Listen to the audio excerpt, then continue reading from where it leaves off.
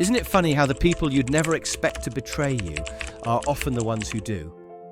It's never the stranger on the street, it's the friend you trusted, the partner you loved, the family member you thought would always have your back. That's what makes betrayal different from other pain. It doesn't just hurt, it unravels you. Because betrayal isn't just about what happened, it's about who did it. It's the emotional equivalent of getting ambushed by someone you thought was on your side. One moment, everything seems fine. The next, you're standing in the wreckage of a reality you thought was solid, questioning whether you ever really knew them at all.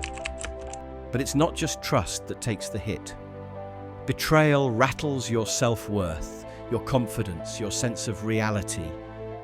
It makes you wonder if you missed the signs, if you were too naive, if you'll ever be able to trust again without bracing for impact. So how do you move forward without turning into someone who sees betrayal hiding behind every smile? In this video, we're breaking down why betrayal cuts deeper than we expect. How to rebuild trust without becoming bitter. And how to stop letting the past define your future relationships. So, why does betrayal feel like an emotional punch to the gut, even when you thought you were stronger than that? Why betrayal cuts deeper than other emotional wounds? Betrayal doesn't just hurt, it destabilizes you. It's the emotional equivalent of having the rug yanked from under your feet, leaving you flat on your back, staring at the ceiling, wondering how you didn't see it coming. Most emotional wounds, arguments, disappointments, misunderstandings, are painful, but they happen within the framework of an expected reality. Betrayal, it rewrites reality altogether. You thought you knew this person.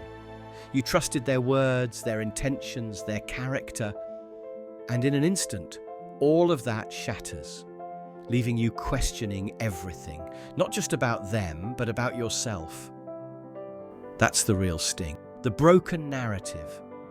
The realization that the version of events you believed in, the one where this person cared, where they had your back, was fiction. And if you were so wrong about them, what else have you been wrong about? Who else have you misjudged? Can you even trust your own instincts anymore?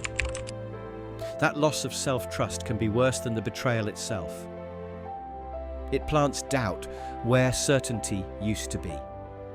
You start second-guessing past choices, overanalyzing interactions, wondering if you were always this blind, or if they were just that good at hiding their true nature. Betrayal is like leaning on a chair you thought was sturdy, only to crash to the floor when one leg snaps. It's not just the fall that hurts, it's the shock, the embarrassment, the instant rewiring of, wait, was this chair ever solid to begin with? But here's the thing, while betrayal shatters trust, it doesn't have to shatter your faith in people forever. The emotional scars betrayal leaves behind. Betrayal doesn't just hurt in the moment, it rewires the way you see people. Even when you think you've moved on, the scars linger, shaping your future relationships in ways you don't always realize. Maybe you become hyper-vigilant, analyzing every interaction like a detective searching for red flags. Did they take too long to text back? Did their tone shift slightly? Are they too nice? Because that's exactly how the last person tricked you. You're not looking for problems, but part of you expects them. Or maybe you build emotional walls, keeping people at a distance so they can't hurt you. You tell yourself it's just being careful, but deep down, it's fear whispering, if I don't get too close, I can't get hurt. You crave connection, but the moment someone starts really seeing you, you shut down. Then there's self-sabotage, ending relationships before they can end you. You convince yourself they'll betray you eventually, so why not rip the cord now? You tell yourself you're being smart, protecting yourself, but in reality, you're just running. Picture this. You meet someone new. They seem great, but before they've even done anything, your brain starts rehearsing every way they could disappoint you. What if they lie? What if they ghost me? What if they're just pretending to care? It's like trying to enjoy a meal while bracing for food poisoning. Impossible to relax, impossible to trust. So how do you rebuild trust without turning into someone who sees betrayal hiding behind every smile? How to rebuild trust without becoming bitter. Betrayal makes you want to put everyone on trial. Every new person gets interrogated. Are you like the last one? Will you hurt me too? But the truth is, not everyone operates the same way. One person's actions don't define the entire population. Separating individuals from patterns is the first step toward rebuilding trust. That doesn't mean throwing caution to the wind. Trust isn't about ignoring red flags or pretending risks don't exist. It's about trusting gradually, not blindly. Think of it like this. It's okay to trust with both eyes open, instead of leaping with your eyes closed. You don't have to hand over your heart in one reckless move. Take your time, observe, let actions match words. And whatever you do, don't punish new people for old wounds.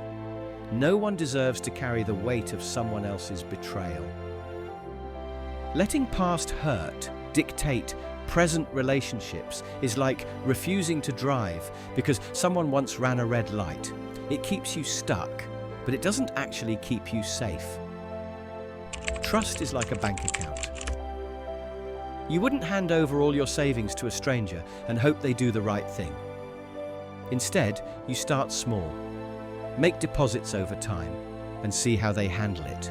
Do they keep their word? Do they show up consistently?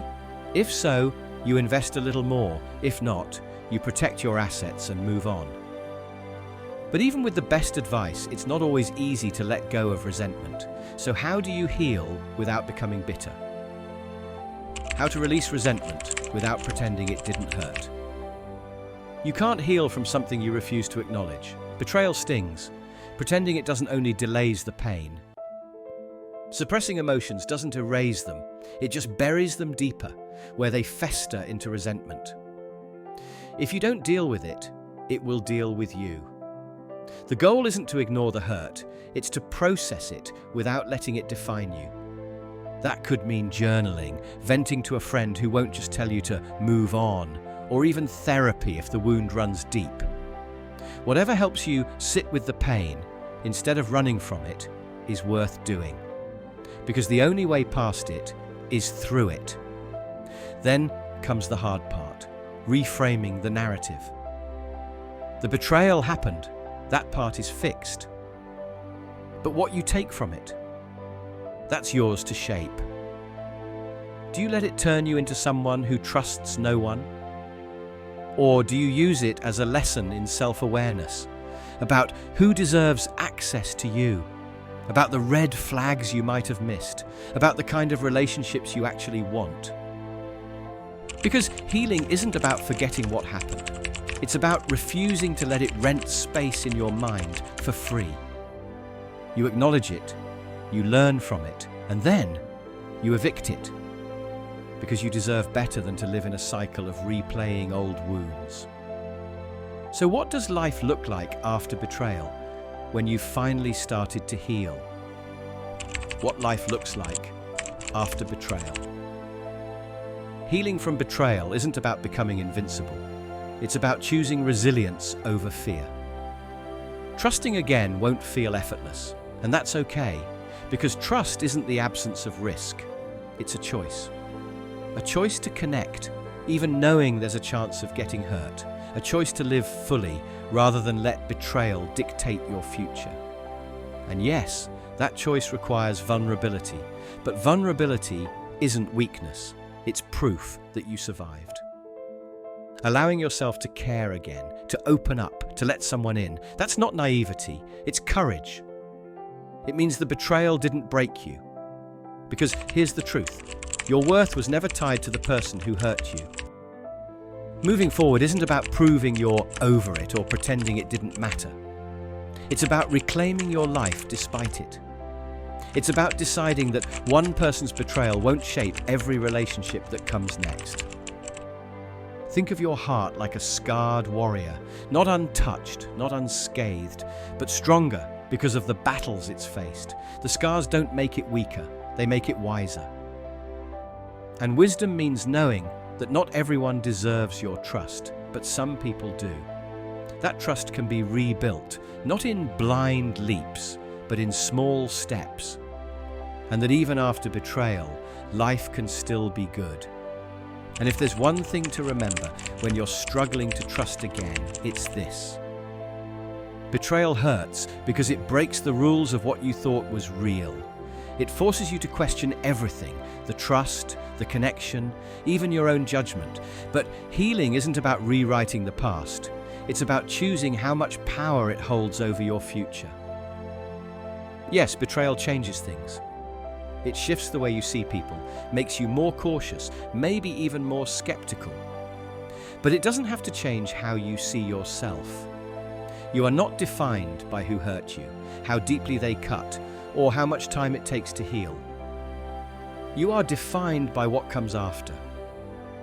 By the choice to keep going, to keep believing, to keep living with an open heart despite everything. You can survive betrayal without losing faith in people, because your strength isn't in avoiding hurt. It's in knowing you'll rise every single time. You don't have to carry the weight of what happened forever. You don't have to let one person's actions build a wall between you and the life you deserve. If betrayal shook your trust, rebuild it, not for them, but for you. Because you are worth trusting, worth loving, and worth moving forward for. Stay blessed.